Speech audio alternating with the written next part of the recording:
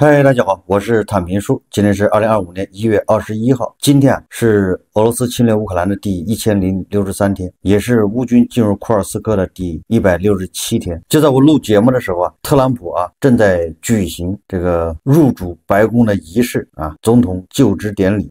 特朗普的这个就职典礼，咱们按下不表主要说一说地保老人他的计划再一次遭到惨败因为1月20号是全面收复库尔斯克红线到期的日子。1月20号全面这个将乌军赶出库尔斯克，这是普京划定的红线。现如今乌克兰依旧在库尔斯克，普京再三承诺要将库尔斯克还给俄罗斯人民，不知道这次怎么还呢？这个俄罗斯的五夫一娃还有一金一纯嘴炮色厉内荏，其中尤其是普京和梅德韦杰夫两个早酒爱好者，一旦战场失利，这两位就会祭出核威慑大棒。以库尔斯克为例他们发出的核威慑不计其数，而乌军早就习以为常，不但没有撤出库尔斯克，反而变本加厉，在前不久还发动了一轮反攻占领了更多的库尔斯克的土地。随着1月20号结束了对于俄军没能赶出乌军，俄罗斯方面没有任何回应，也就是说是不是把这个期限往后延也没个说法。随着1月20号结束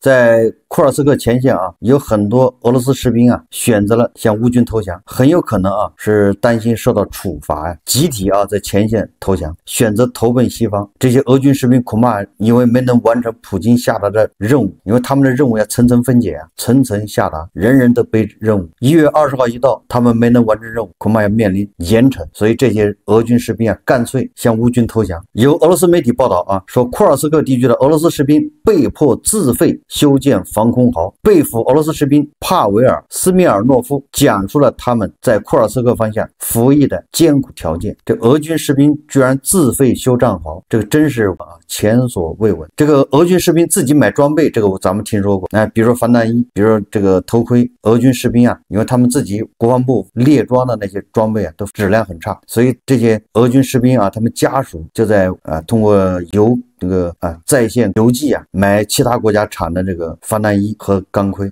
这个以前媒体都有报道。但是这些俄军士兵自己掏钱修战壕，这个到底图什么呢？到底为谁在打仗？自己掏钱买装备，自己掏钱修战壕，完了之后到点完不成任务，没将乌军赶走，他们还受惩罚。所以这个他们叛变，他们向乌军投降也是明智之举在库尔斯克地区又有一名俄罗斯军官被消灭，俄军的第22摩托化步兵团副团长耶夫根尼·季哈诺维奇中校这个中校说官说大不大，说小不小，是个副团长。关键是他在2014年参与了克里米亚行动吞并克里米亚有他，这一下可以说是求锤得锤，真正的成了耗材乌军总司令谢尔斯基他说目前战场的形势光防守是不可能获胜的，也就是谢尔斯基建议他是希望乌军要主动进攻，他有信心打败俄罗斯。谢尔斯基说俄罗斯的炮弹减少了一半，从每天4万发减少到更低的数字，也就是说他从朝鲜搞了那么多炮弹去了，就那种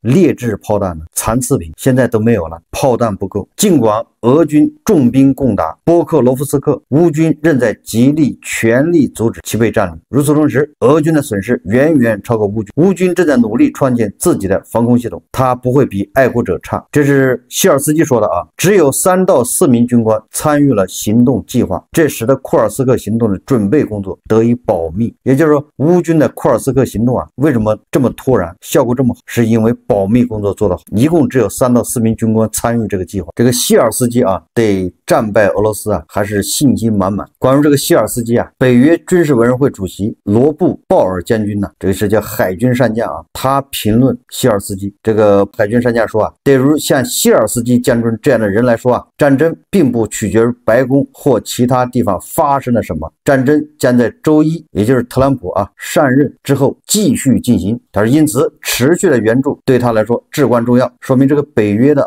这个军事委员会主席鲍尔将军军啊对谢尔斯基那是相当了解啊，知道这个谢尔斯基啊对胜利的执着，不会轻易认输，不会善罢甘休啊。这个谢尔斯基虽然是苏联培养的军事将领，但是啊他跟那些俄罗斯的将军又不一样。自从俄罗斯侵略乌克兰以来啊，这谢尔斯基指挥了啊基辅保卫战、哈尔科夫反击战，还有库尔斯克啊主动进攻，还有利曼反攻，打的那个拉平将军啊丢盔弃甲。1月20日消息，乌克兰武装部队袭击喀山的一家直升机工厂。消息称，俄罗斯防空部队对所有试图袭击该直升机工厂的无人机进行了打击。乌克兰武装部队此前曾试探性向该市发射土耳其的无人机。据报道，喀山居民宣布，当地时间6点5分左右，该市上空发生第3波爆炸，城市部分地区拉响防空警报。1月20日星期一上午，目击者称喀山上空发生爆炸，居民们听到了3、4声强烈的爆炸声。喀山和夏卡姆斯克机场暂时关闭，禁止航班进出。随后又有新的爆炸报告。达达斯坦宣布了无人机袭击的威胁。这个乌军啊，这一次啊目标很明确，就是要打击喀山的俄军直升机工厂。我们再看看这个外交与国际援助啊。今日俄罗斯网站报道啊，保加利亚国防部长扎尔里亚诺夫表示啊，保加利亚将继续向乌克兰提供军事援助。这位部长说啊，我们的行动是基于会议2022年到2023年决定的。扎尔里亚诺夫还补充说啊，保加利亚军队不需要向乌克兰武装部队提供弹药和设备。这个美国当选总统特朗普啊表示啊，他就职后打算结束乌克兰冲突，并努力防止第3次世界大战。特朗普在就职典礼前夕，在华盛顿向支持者发表讲话时说啊，我将结束乌克兰战争，我将制止中东混乱，防止第3次世界大战。你们不知道我们离他们有多近，也就是说随时会爆发第3次世界大战。此外，他还强调他的政府打算减税，让数千家工厂返回美国，并重新加强军队，并使其现代化。1月20号消息啊，美国当选总统特朗普的国家安全顾问华尔兹表示啊，乌克兰总统泽连斯基已准备好与俄罗斯就结束武装冲突进行谈判。这位美国领导人的顾问透露说，事实上泽连斯基现在甚至已经走进房间说，特朗普总统，我们已经准备好与您合作，停止这场冲突。华尔兹还强调，特朗普政府正面临着如何为俄罗斯与乌克兰之间的谈判创造条件的问题。他强调，和平解决俄乌冲突需要双方共同参与。据美国有线电视新闻网早些时候报道，特朗普指示其团队在1月20日就职典礼后安排他与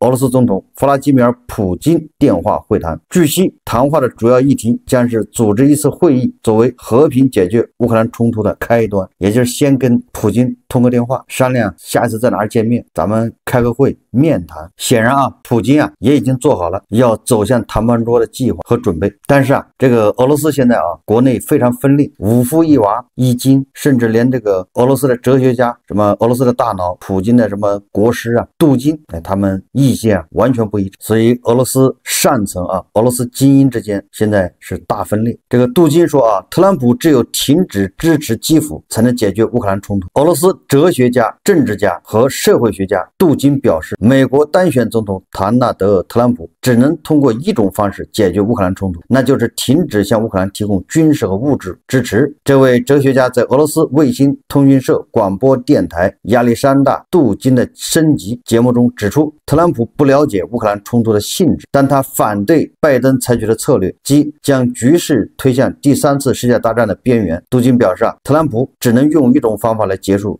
那就是停止向基辅提供军事和物质支持。我认为在此之后，即使我们不得不与欧洲北约军队作战，我们也将在几个月内完成解放乌克兰领土的任务。他强调，乌克兰目前之所以能坚持下去，是因为拜登政府和忠于拜登政府的欧洲政府为其提供武器和资金。这位哲学家补充说啊，正是得益于美国的大规模军事援助，乌克兰纳粹政权才得以长期生存，没有这种援助就不会有抵抗。杜金啊，他代表的是俄罗斯的这些精英阶层、知识阶层，你看他的看法，那整个的就是一个流氓，就是强盗。我上你们家抢东西，如果邻居不帮忙，我早就抢完了，这事情结束了。现在你们这些邻居啊，在这捣乱帮忙，整个村都要乱，要世界大战了，要全村大战了。所以你看啊，就你如果要想停止下来，最简单的办法就是你们不要再去帮那个被我抢的邻居，对吧？你们观望就行了，我抢完了这事就结束了。你们要上前帮忙，那就是升级，不就是这种流氓吗？就已经经到这份上了，还在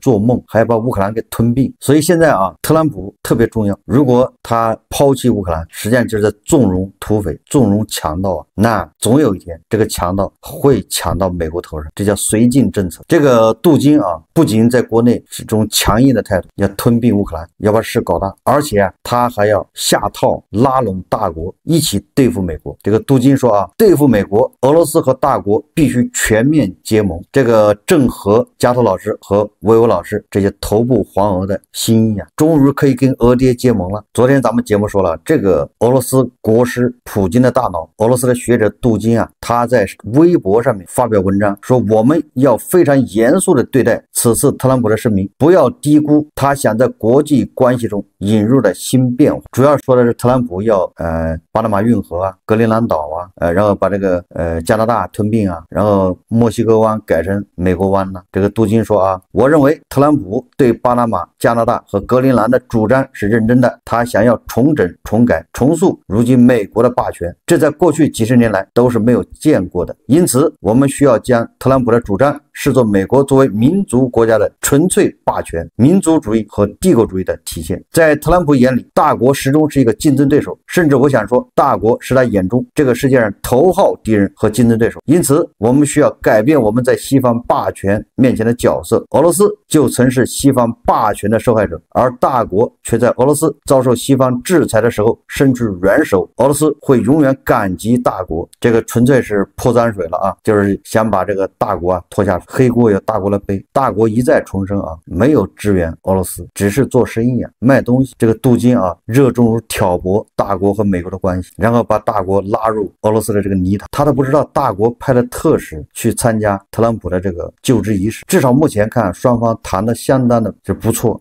大国和美国关系并没有因为特朗普上台而恶化，反而还有点超预期啊。所以啊，俄罗斯人坐不住了，他不挑拨是不行。一个啊，心心念念的想把大国给肢解了，大国黄河以北都做缓冲区的这么一个人，他居然说永远感激大国，也是太阳打西边出来了。这个杜金啊，当然了，他还是有自知之明啊，脸还是要一点，跟那个头部黄俄不能完全一致。头部黄俄这是一点脸都不要啊！你看加托老师、维欧老师这些人哪一个要脸？要一点点脸面啊。但是杜金不一样，就是一个脸面还稍微照顾一下，大哥要面子。所以这个杜金说啊，他说，但我也不得不说，大国还没有全力加入我们对西方的反抗，帮助我们所承受的代价还是在大国可承受范围之内。你看看，这是叫有点自知之明。那大国凭什么要全力加入对西方反抗？凭什么要超出我们自己承受的代价的范围来援助俄罗斯啊？这叫做梦。这个杜金继续挑拨啊，他说啊，斯里兰卡问题会引发的冲突，在我看来是不可避免的。俄罗斯会承受同样的代价来支持大国。你看看，就叫引诱啊，大国下属说你们啊，以后跟那个斯里兰卡肯定打起来，我们俄罗斯也帮你啊，也承受这个代价来支持大国啊。俄爹不支持还好，俄爹一支持他就是来捣乱的。俄爹出兵东北，本来啊那个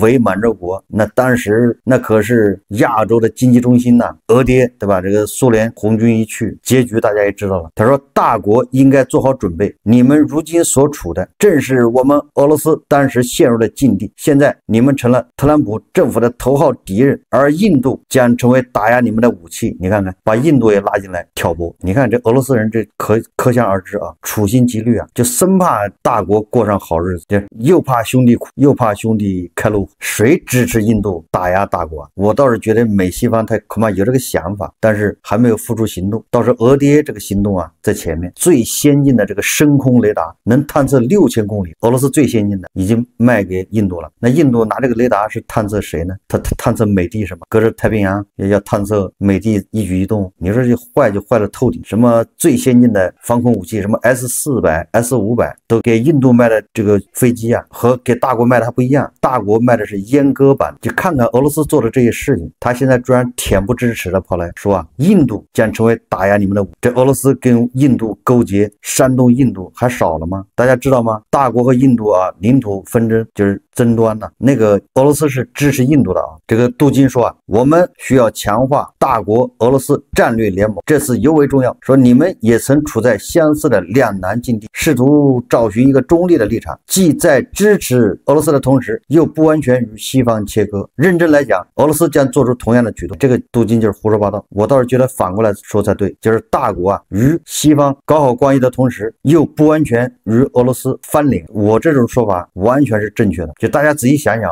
大国的这个外交政策纯粹是要跟欧洲、美国要搞好关系，维护世界稳，只是不便于跟俄罗斯翻脸而已。反过来，我认为普京也是这个态度。一旦大国跟美国较上劲，那普京也是这个策略，他要跟美国搞好关系，但是他碍于面子或者碍于什么，他不便于直接跟你大国翻脸，但是时机成熟了一样会翻脸，踩你。这是俄罗斯人的特性呢。伤害大国最深的是谁啊？趁大国这个衰弱之机把这个乌苏里江以东地区海参崴对吧，150平方公里的土地给骗走了。这不就是趁你被英国、法国列强对吧这个打压的时候，这俄罗斯人干的事吗？所以杜金还想骗大国上当，这你一个招能用5回是吗？天天这么用还能上你的当？这杜金说我更倾向于形成一个稳定的俄罗斯大国联盟，真正建立起俄罗斯和大国之间的地缘政治、意识形态同盟。我们必须一起对抗西方化。你看看为什么夹头张维为这些人就这么死心塌地的当俄吹，抱着俄帝的大腿，你就知道原因，你就知道这个来源。实际上他们都是受这个杜金的影响，杜金就是他们的师傅，就是他们的祖师爷。这个祖师爷说我认为这次没有任何可以中立或者徘徊犹豫的空间了，更是没有后退的余地。所以要么我们一起合作，创建多极化的世界对抗西方，要么就等着西方霸权继续玩弄他们的帝国主义手段，通过分而治之将我们逐一击垮。关于大国和美国的关系，关于特朗普这个人所作所为，我在以前节目也说过多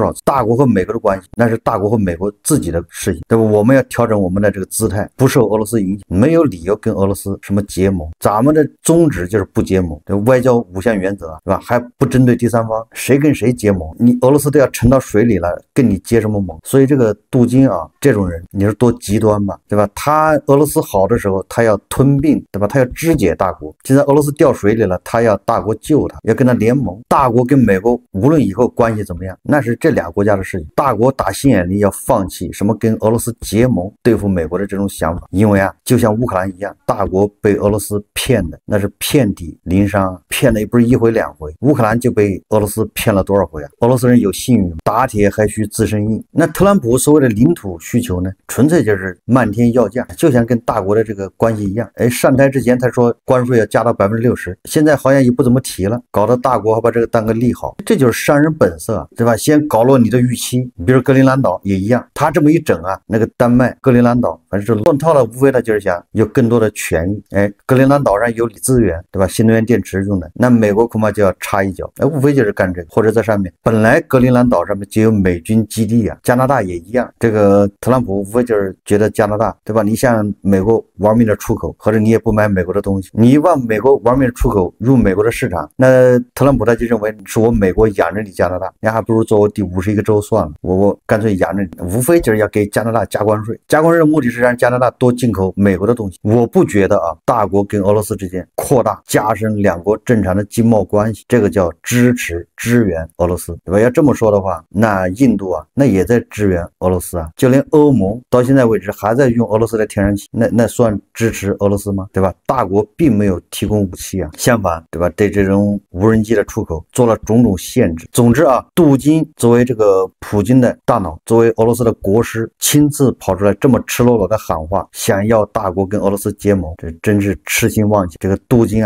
玩脱了，连这个头部黄鹅薇薇老师对吧，这些胡锡进老师都不敢接话，毕竟这个姿势体大这些老师都在看风向，然后再决定呼应还是不呼应导师杜金的号召你想想，一个人能从10几年前肢解大国，到10几年后大国和俄罗斯结盟，居然就这么丝滑，这么无缝衔接，没有任何尴尬这个丢人的地方，这就是俄罗斯人，你好歹一定不好意思吧，对吧？杜金，如果你真想让大国和俄罗斯结盟，你表现出一点诚意，做出一个姿态，对吧？把这个苏俄历史上霸占大国的600万平方公里的领土，你把还回来。因为杜金是建议把北方四岛还给日本，为了跟日本联手。这是杜金的主意啊。那你为了跟大国联手，那你把从大国抢走的这地方你还给大国啊？怎么不说了呢？如果你把大国的领土霸占着不还，那你和你嘴里所说的这个美帝的霸权有什么区别呢？人美帝的霸权好歹还没占领领土啊，这俄罗斯人翻脸比翻书还快啊，对吧？昨天还说要肢解你大国，今天就是要跟你大国联盟，不联盟都不行，来不及了，形势十分危急。关键这样的人在大国还有很多信徒，这个是让人理解不了的。最后再说一下，不管怎么说啊，特朗普上台了，至于俄乌战争后面怎么办，看看特朗普有什么好办法。乌克兰毕竟不是小霸王，更不是 TikTok， 你想怎么捏就怎么捏。现在啊，忐忑不安的应该是地保老人，因为啊，他手上实在没什么筹码，除了一个核按钮，那个核按钮还有没有作用？那个核按钮他敢不敢摁，这都是个问题啊。摁下去有没有效果？是自爆还是怎么样？这都要打个问号。没有筹码，那你实际上是相当于摆在餐桌上面，而不是坐在餐桌上面。好，这期节目我们就聊到这里，感谢大家收看。如果喜欢我的节目，欢迎订阅转发，也可以在下方留言评论，谢谢大家。